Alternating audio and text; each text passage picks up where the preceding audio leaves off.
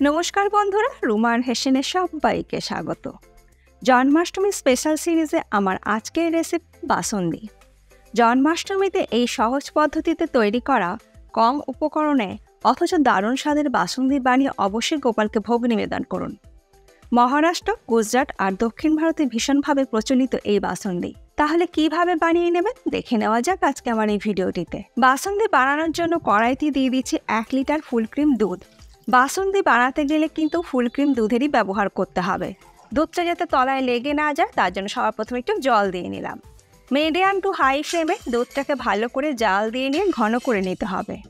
Minute 4-5 দুধটাকে জাল দিয়ে নেবার পর 2 হাতা দুধ আমি আলাদা একটা বাটির মধ্যে তুলে নিচ্ছি।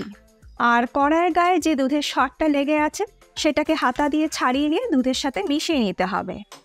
দুধ জাল হতে হতে বাটিতে তুলে নেওয়া গরম দুধের মধ্যে দিয়ে দিচ্ছি 2 পিঞ্চ কেসর বা জাফরান। অবশ্যই এর মধ্যে কেসর বা জাফরান ব্যবহার করতে হবে, এতেই কিন্তু বাসুন্দির সুন্দর রং আর গন্ধ হবে। মিনিট 3-4 কেশরটা দুধের মধ্যে ভিজিয়ে রাখতে হবে। অপরদিকে দুধটা ফুটতে ফুটতে বেশ ঘন হয়ে গেছে, আর কড়াইয়ের গায়ে যে দুধের সরটা লেগে আছে সেটা ছাড়িয়ে নিয়ে দুধের সাথে মিশিয়ে দিতে হবে। আর দেখুন দুধের মধ্যে কেশরটা ভিজিয়ে রাখাতে দুধের রংটা কত সুন্দর হয়েছে। ভিজে যাওয়া কেশরটা আঙুলের সাহায্যে ম্যাশ করে দিতে হবে যাতে কেশরের সুন্দর রংটা বেরিয়ে আসে। আমি যতটুকুনো কেশর নিয়েছিলাম সমস্ত কেশরটাই কিন্তু আমি আঙুলের সাহায্যে ম্যাশ করে দিলাম। এরপরে ঘন করে নেওয়া দুধের মধ্যে কেশর ভেজানো দুধটা আমি ঢেলে দিলাম। আবারও মিডিয়াম ফ্লেমে দুধটাকে ফুটিয়ে নেব। বাসুন্দিতে ব্যবহার করার জন্য নিয়েছি কিছু আমন্ড বাদাম, আর দেব কিছু পেস্তা ও কাজু। আমন্ড বাদামগুলোকে লম্বা লম্বা করে কুচিয়ে নেব। ড্রাই ফ্রুটসের পরিমাণটা আমি কিছু বলছি না, অবশ্যই আপনারা আপনাদের পরিমাণ মতন ব্যবহার করবেন। আর নিয়েছি কাজু বাদাম, কাজুটাকেও কুচিয়ে নেব। আমন্ড আর কাজু কুচিয়ে নেবার পর এর মধ্যে দিয়ে দিচ্ছি কুচিয়ে নেওয়া পেস্তা। অপরদিকে দেখুন দুধটাও বেশ ঘন হয়ে গেছে। এবার এই ঘন দুধের মধ্যে দিয়ে দেব কুচিয়ে নেওয়া ড্রাই ফ্রুটসগুলো দুধের মধ্যে দেবার পর মিডিয়াম ফ্লেমে আরও মিনিট 4-5 দুধটাকে ভালো করে ফুটিয়ে নেব।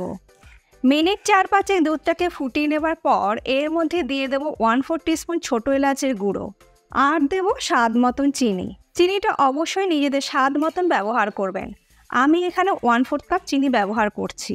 1 লিটার দুধের জন্য 1/4 কাপ চিনিই কিন্তু যথেষ্ট। বাসুন্দি খুব বেশি মিষ্টি হলে আবার খেতে ভালো লাগবে না। চিনিটা দিয়ে ভালো করে মিশিয়ে দিয়ে আরও মিনিট 2-3 ফুটিয়ে নিলেই তৈরি হয়ে যাবে বাসুন্দি। বাসুন্দি একটু ঘন হলেই ভালো লাগে, খুব বেশি পাতলা হলে ভালো লাগবে না। কড়াইয়ের গায়ে যে দুধের সরটা লেগে আছে হাতা দিয়ে ছাড়িয়ে নিয়ে দুধের সাথে মিশিয়ে দিচ্ছি। 2 মিনিট ফুটিয়ে নেবার পর গ্যাসের ফ্লেম আমি বন্ধ করে দিলাম। আর দেখুন ঠিক এই রকম ঘনত্বের বাসুন্দি কিন্তু তৈরি হবে। ঠান্ডা হয়ে গেলে আরও একটু ঘন হয়ে যাবে। তৈরি হয়ে গেল দারুণ স্বাদের বাসুন্দি। আশা করছি খুব সহজ ও দারুণ সুস্বাদু বাসুন্দি বানিয়ে আপনারা জন্মাষ্টমীতে গোপালকে ভোগ নিবেদন করবেন। এর আগে আমি আপনাদের সঙ্গে জন্মাষ্টমী স্পেশাল ছানার পাতুরি সন্দেশ রেসিপি শেয়ার করেছিলাম। যারা দেখেননি পাশেই আছে, একবার দেখে নিতে পারেন। আশা করছি এই রেসিপিটার মতন ওই রেসিপিটা আপনাদের ভীষণই ভালো লাগবে। আজ তাহলে এই পর্যন্ত, আবার দেখা হবে নতুন কোনো ভিডিওর সাথে। ভালো থাকবেন, সুস্থ থাকবেন, ধন্যবাদ।